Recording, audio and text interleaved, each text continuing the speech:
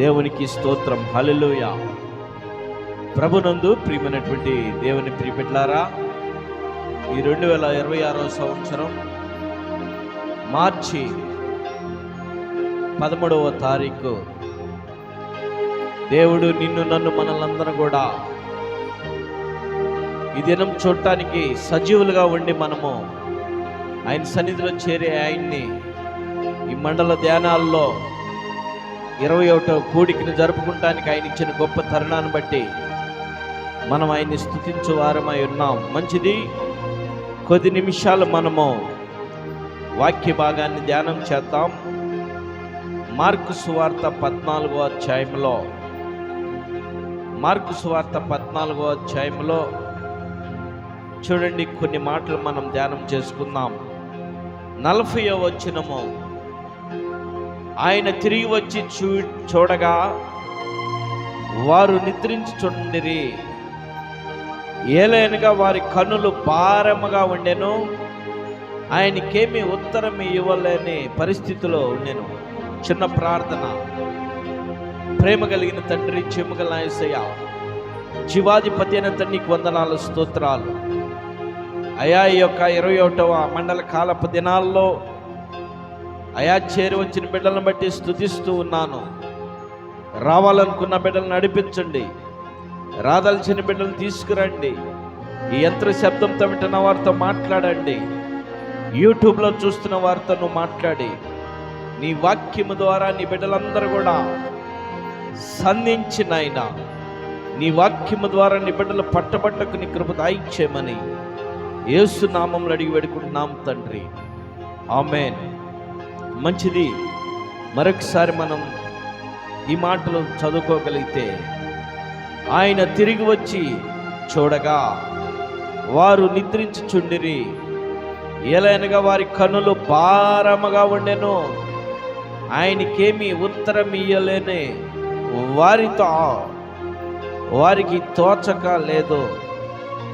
వారికి తోచలేదు. ఏమి ఉత్తరం ఇయ్యాలన్నది తోచలేకుండా వారి కన్నులు భారముగా ఉండిపోయిను. ఈ మాటలు మనం ధ్యానం చేసుకోగలుగుతాం.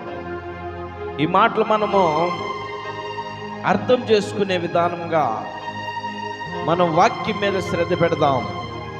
చూస్తే ఆయన తిరిగి వచ్చి చూడగా వారి కన్నులు భారముగా ఉన్నాయి, వారు నిద్రించుచున్నారు.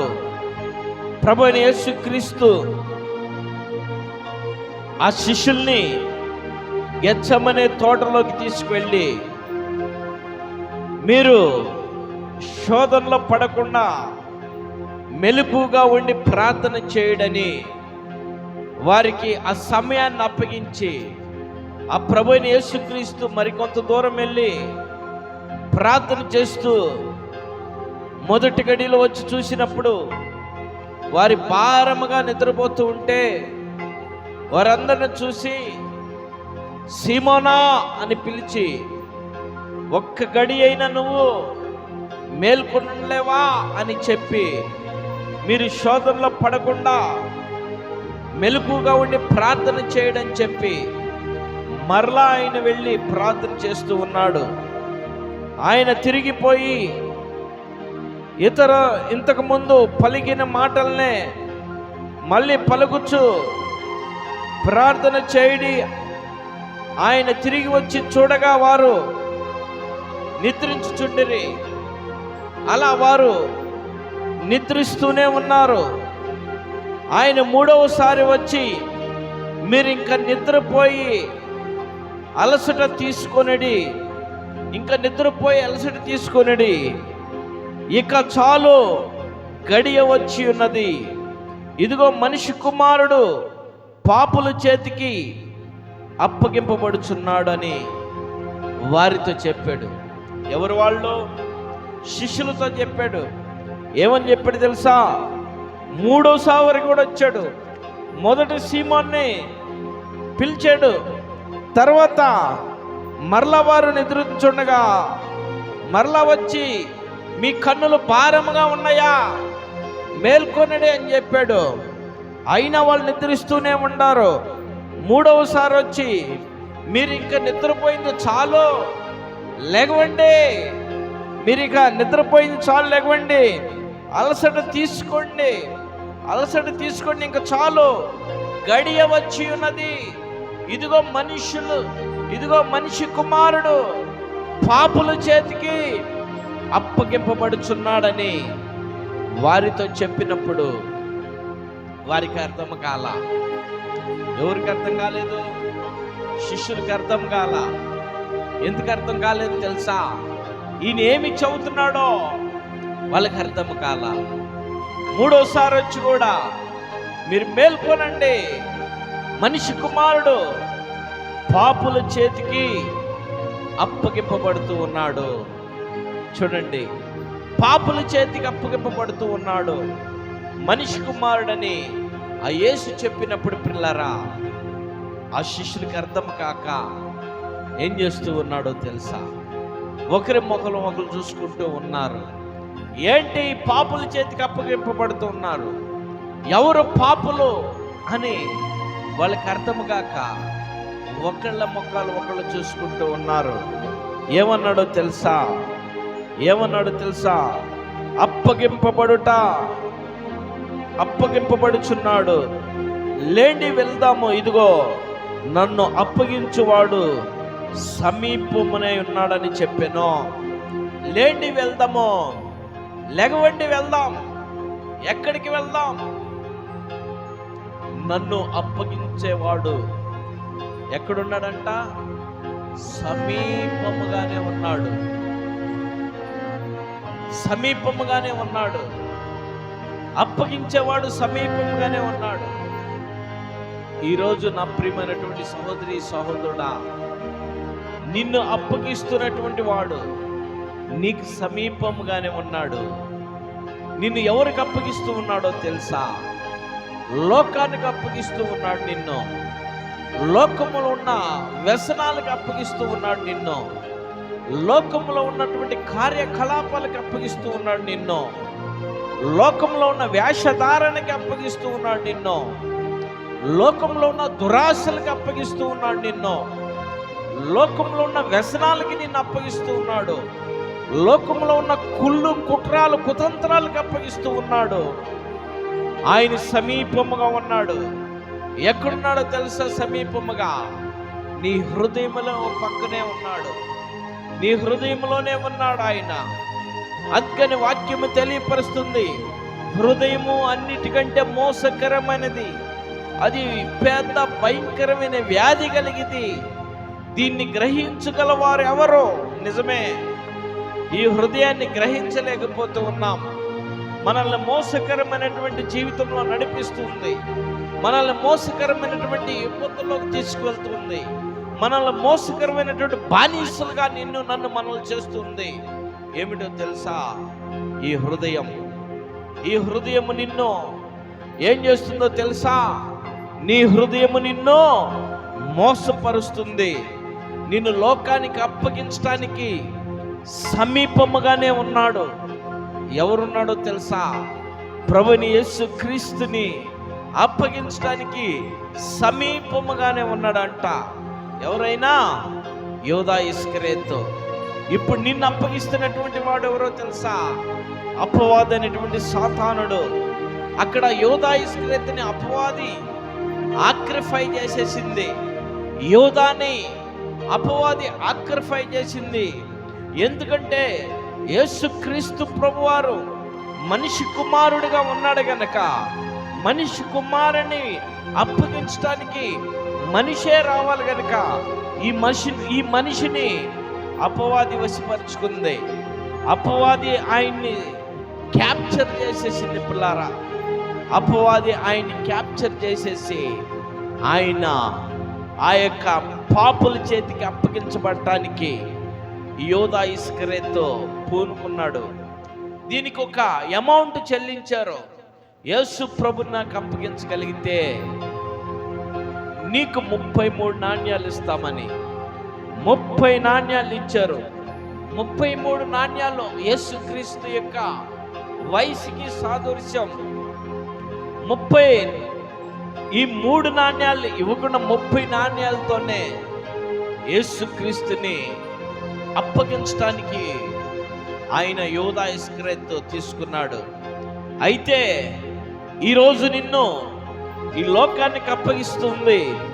ఈరోజు నిన్ను లోకములో ఉన్న బానిసత్వానికి అప్పగిస్తుంది.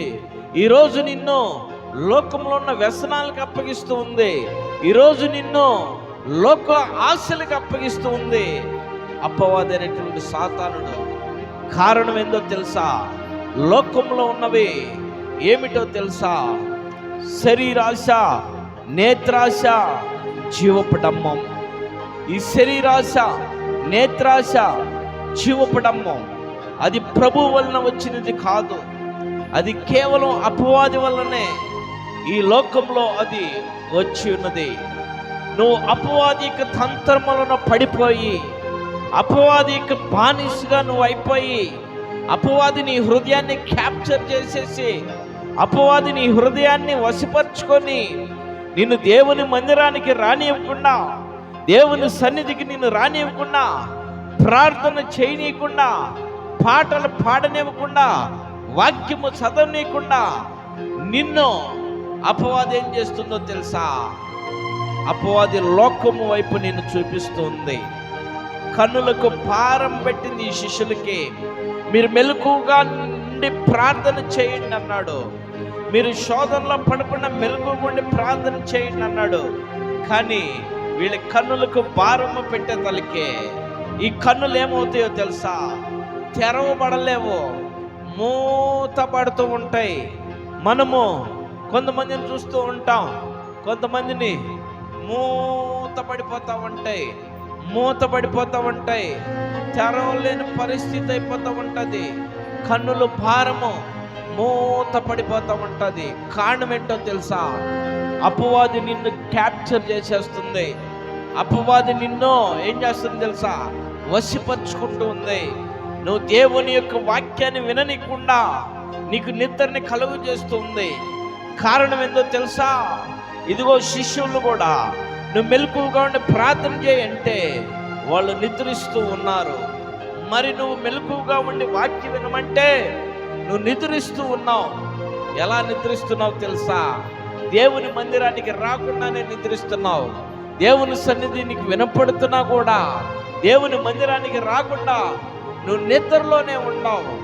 నిద్రలో ఉండటమంటే మంచం మీద పడుకొని కాదు, కుర్చీలో కూర్చొనే కాదు, లేకపోతే శాశ్వతమైన నిద్ర కాదు. నువ్వు అటు ఇటు తిరుగుతూనే ఉంటావు.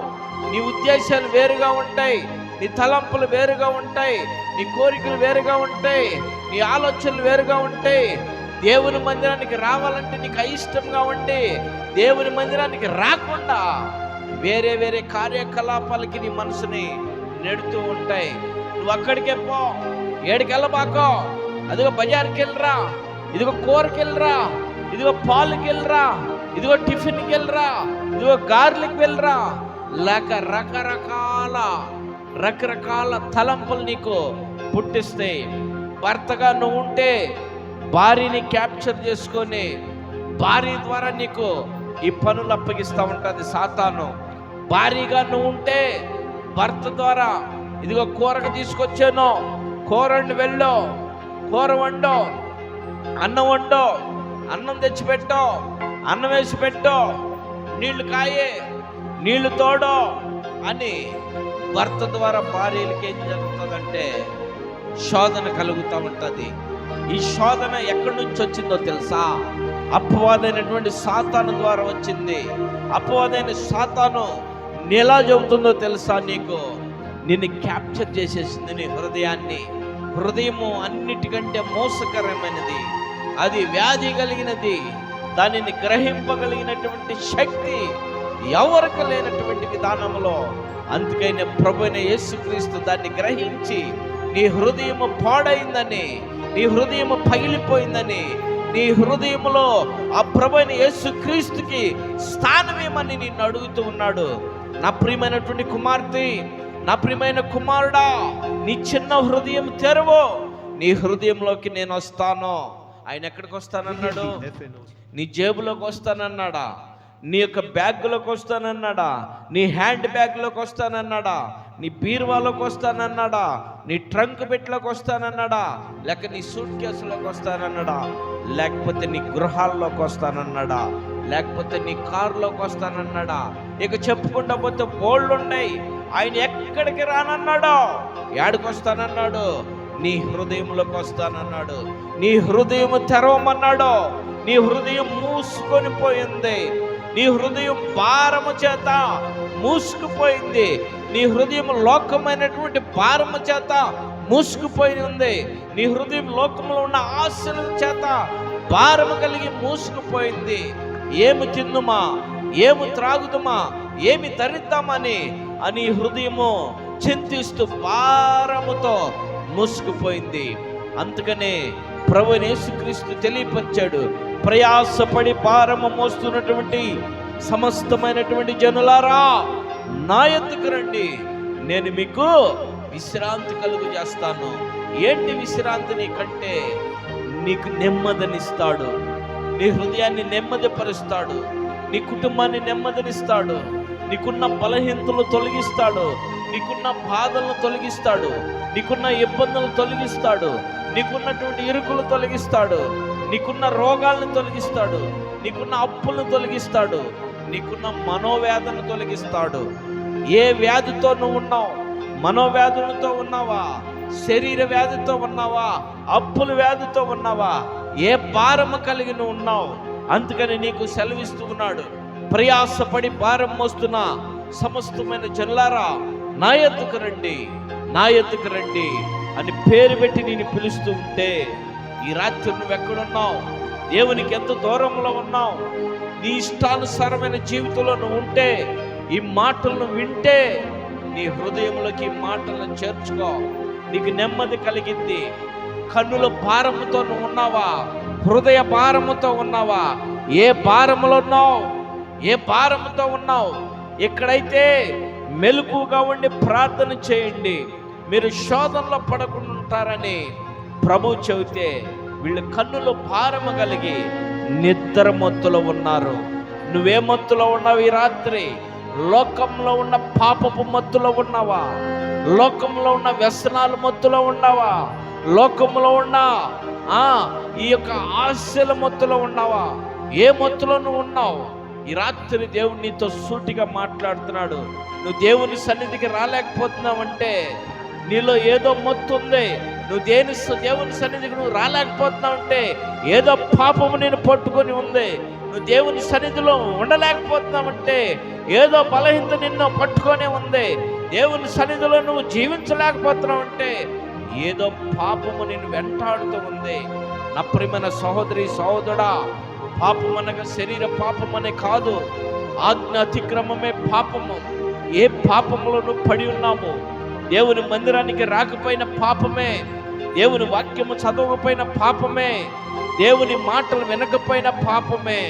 అయితే ప్రభువైన యేసుక్రీస్తు చెప్పిన మాట ఏం తెలుసా?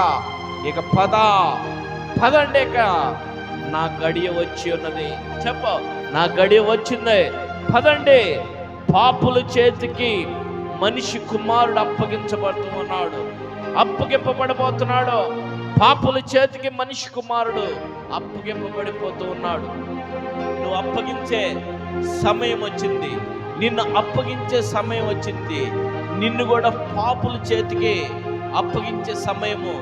సాతానుడు నీ వెంటనే నిన్ను పాపుల చేతికి అప్పగించడానికి వెన్నంటే ఉండి తిరుగుతూ ఉన్నాడు.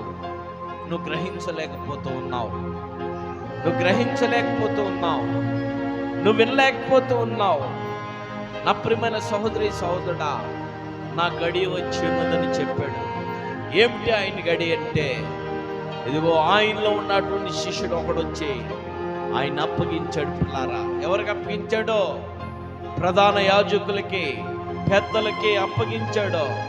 ఇప్పుడు నీలో ఉన్నటువంటి దురాత్మ, నీలో ఉన్న అపవాది నిన్ను ఎవరికి అప్పగిస్తూ ఉన్నాడు తెలుసా? లోకానికి అప్పగిస్తూ ఉన్నాడు. లోకము నీకు తీర్పు తీర్చడానికి లోకానికి అప్పగిస్తూ ఉన్నాడు. లోక సముద్రంలో నిన్ను ముంచబోతామన్నాడు. లోక సముద్రంలో నిన్ను పడివేస్తే నువ్వు గిలగిల కొట్టుకులాడుతూ ఉన్నావు. ఒడ్డుకి రాలేక, మునగలేక, చావు లేక, బయటికి పడలేక గిలగిలగిలగిలగిలగిల కొట్టుకులాడుతూ ఉన్నావు. ఎవరు నిన్ను రక్షించాలా? ఎవరు నిన్ను బ్రతికించాలా? ఎవరు నిన్ను బాగు చేయాలా? ఎవరు నిన్ను లేవనెత్తాలా? ఎవరు నిన్ను ఆదుకోవాలా? నజరేయుడైన యేసుక్రీస్తు 2026 సంవత్సరాల క్రితం ఈ భూలోకంలో నువ్వు కొట్టుకులాడుతున్నటువంటి సమస్యను బట్టి, నువ్వు చిక్కుకుపోయిన సమస్యను బట్టి, నువ్వు ఇరుక్కుపోయిన సమస్యను బట్టి, నువ్వు గలిబిల్లి అయిపోతున్న సమస్యను బట్టి నీ కొరకే తన్ను తాను తగ్గించుకొని, నీ కొరకే ఆయన మానవుడుగా, ఆయన మనిషి కుమారుడిగా పుట్టి, నీ కొరకే ఆయన శ్రమపడి, నీ కొరకే ఆయన సిలువేయబడి, నీ కొరకే ఆయన చనిపోయి, నీ కొరకే ఆయన పునరుద్ధానుడిగా అయ్యి, నువ్వు కొట్టుకుపోతున్నటువంటి లోకమనే సముద్రంలో కొట్టుకుపోతున్నటువంటి నిన్ను విడిపించడానికి ఆయన ఎంతో ప్రయాసపడి నువ్వు పొందాల్సిన భారాన్ని ఆయన వీపు మీద వేసుకొని, ఆయన నీ కొరకు నా కొరకు ఆయన చనిపోవటానికి సిలువనెక్కాడు. పిల్లారా, నువ్వు బోనెక్కగలవా? నీ కుటుంబం కొరకు నువ్వు బోనెక్కగలవా? నీ స్నేహితుల కొరకు నువ్వు బోనెక్కగలవా? నీ బంధువుల కొరకు నువ్వు బోనెక్కగలవా? బోనంటే ఏదో తెలుసా? హామీ ఉండగలవా? 1,00,000 రూపాయలు నువ్వు బాకీ అయితే, ఇదిగో మా అక్క 1,00,000 రూపాయలు బాకీ కదా, మా అక్క బదులు ఆ 1,00,000కి నేను హామీ అని నువ్వు చెప్పగలవా? ఇదిగో మా అత్తమ్మ 50,000 బాకీ అయితే, మా అత్తమ్మ 50,000 నేను కడతానని నువ్వు హామీ ఉండగలవా?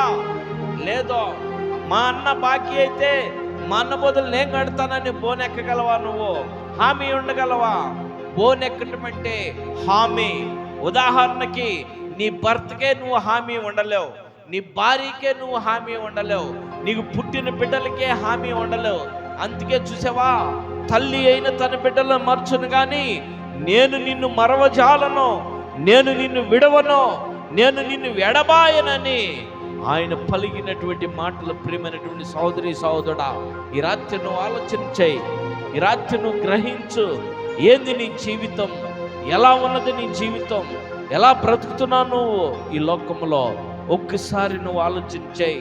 నీ కుటుంబంతో, నీ కుటుంబ సభ్యులతో దేవుని మందిరానికి వస్తూ ఉన్నావా? నీ కుటుంబ సభ్యులతో, నీ కుటుంబీకులతో దేవుని మందిరానికి వస్తున్నావా? నీ కుటుంబంతో దేవుని మందిరానికి రాకపోతే మరి తీర్పు తీర్చబడేది నీ కుటుంబానికే. గుర్తుపెట్టుకో, తీర్పు తీర్చేది నీ కుటుంబానికే. మొదటి తీర్పు నీకే జరిగింది, తర్వాత నీ కుటుంబానికి జరిగింది. గుర్తుపెట్టుకో. నువ్వెలా ఉన్నావు? మెలకుగా ఉండి ప్రార్థన చేయమంటే నీ కుటుంబంతో నువ్వు నిద్రిస్తూ ఉన్నావు. ఏ నిద్రలో ఉన్నావు తెలుసా? దేవుని సన్నిధికి రాకుండా ఉండే నిద్రలో ఉన్నావు. దేవుని సన్నిధికి వినపడుతున్నా కూడా దేవుని సన్నిధికి వెళ్ళనటువంటి స్థితిలో నువ్వు నిద్రిస్తూ ఉన్నావు. ఆలోచించే, ఎవరి కోసం నిద్రిస్తున్నావు నువ్వు? ఎవరి కోసం ఎదురు చూస్తున్నావు నువ్వు? ఆలోచించే. నిద్రించటము, ఎదురు చూడటము, ఈ 2 పరిణామాలు ఒకటే. చూడు, ఎవరి కోసం నువ్వు ఎదురు చూస్తున్నావు? లోకం కోసమా? ఎవరి కోసం నువ్వు ఎదురు చూస్తున్నావు? ఎవరి కోసం నువ్వు నిద్రిస్తున్నావు? లోకం కోసమా? ప్రభువైన యేసుక్రీస్తు ప్రభువారు నీ కొరకు నా కొరకు మరణం అనే నిద్రలోకి వెళ్ళాడు. పిల్లారా, 3వ దినాన తిరిగి లేచాడు. ఆ మరణం అనే నిద్రని 3వ దినాన తిరిగి లేచాడు. మరి నువ్వు మరణం అనే నిద్రలోకి వెళ్ళావా? దేవుని సన్నిధి నీకు దేవుని సన్నిధి నీకు వెనకపడుతున్నా కూడా నువ్వు దేవుని సన్నిధికి రాకుండా నువ్వు మరణం అనే నిద్రలోకి వెళ్తున్నావా? ఆలోచించే.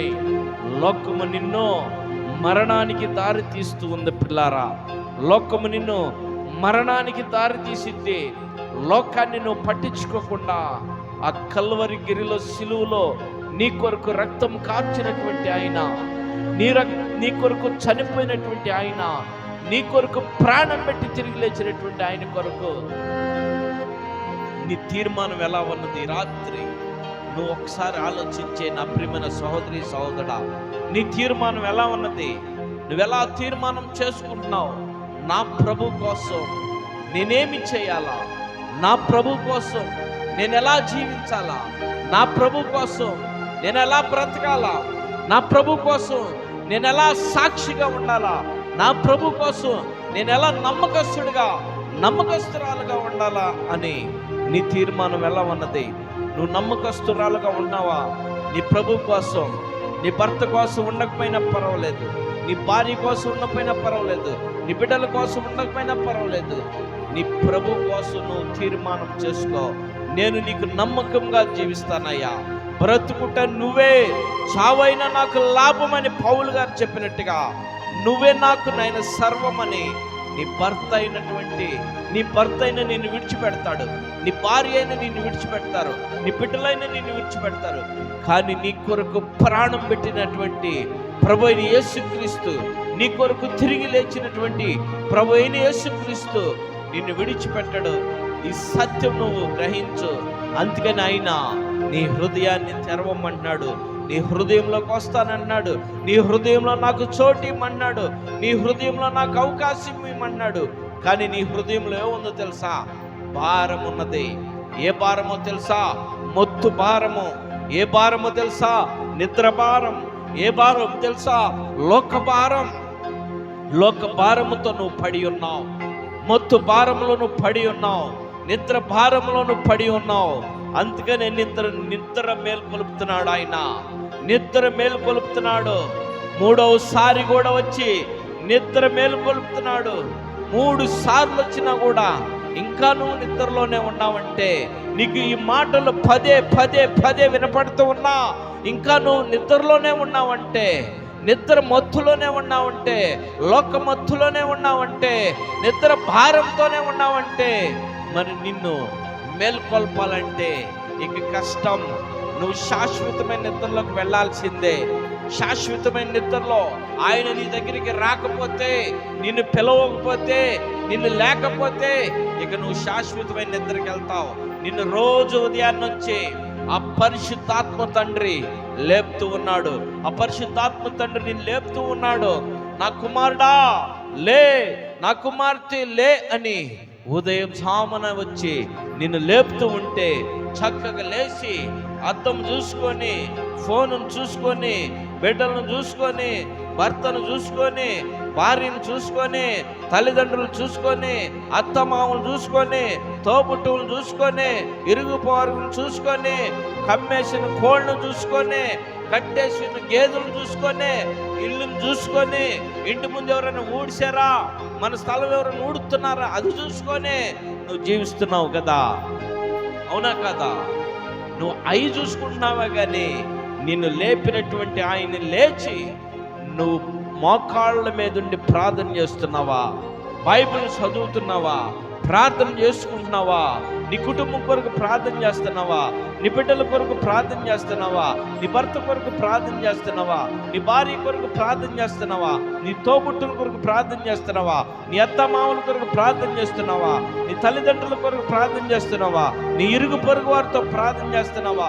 నీ వీధిలో ఉన్న వారి కొరకు ప్రార్థన చేస్తున్నావా? నీ గ్రామంలో ఉన్న వారికి ప్రార్థన చేస్తున్నావా? ఎవరికి చేయట్లా, నీకు నువ్వే చేసుకోవట్లా. కారణం ఏందో తెలుసా? నువ్వు మత్తులో ఉన్నావు. ఏ మత్తు భారంలో ఉన్నావు తెలుసా? లోక మత్తు భారంలో ఉన్నావు. ప్రార్థననే జీవితం నీకు లేకుండా పోయింది. ప్రార్థననే బ్రతుకు నీకు లేకపోయింది. ప్రార్థననే తలంపే నీకు లేకపోయింది. కారణం ఏందో తెలుసా?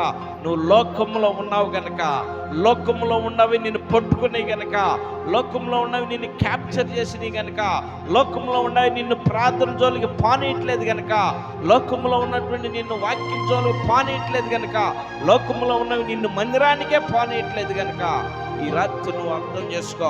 ఈ రాత్రి నీ వాక్యం అర్థం చేసుకో. ఈ రాత్రి యూట్యూబ్లో చూస్తున్న నువ్వు ఈ వాక్యాన్ని నువ్వు అర్థం చేసుకో.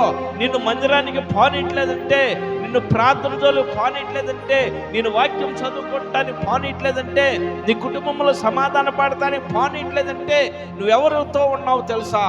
లోకంలో ఏలుబాటు చేస్తున్నటువంటి అపవాదితో ఉన్నావు. జాగ్రత్త. కుటుంబంలో నెమ్మది లేదా? నువ్వు అపవాదితో ఉన్నావు. నువ్వు అపవాదితో ఉంటే నీ కుటుంబం నెమ్మది ఎందుకుంటుంది? నీ కుటుంబం సంతోషంగా ఎందుకుంటుంది? నీ కుటుంబం సమాధానం ఎందుకుంటుంది? సమాధానకర్త అయినటువంటి యేసు వైపు నువ్వు చూడగలిగితే, యేసుని నువ్వు ఆహ్వానించుకోగలిగితే, యేసు నీ హృదయంలో చేర్చుకోగలిగితే, యేసు నీలోనే చేర్చుకోగలిగితే నీకు సమాధానమే తప్ప ఏముండదో. సమాధానం కలిగి ఉంటావు నువ్వు. ఏముండదో, బాధలు ఉండవో, ఇబ్బందులు ఉండవో, రోగాలు ఉండవో, శ్రమలు ఉండవు, కష్టాలు ఉండవు, ఏముండవు. ఆ యేసుని నీ హృదయంలో చేర్చుకుంటే, నువ్వు ఈ రాత్రి ఆలోచించాయి, నువ్వెవరిని చేర్చుకుంటున్నావు నీ హృదయంలో?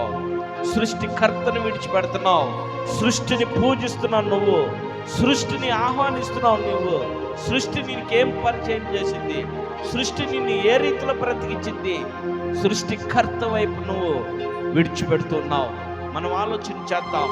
సృష్టికర్తను విడిచిపెట్టి సృష్టిని పూజించడం ఏమైనా తగునా?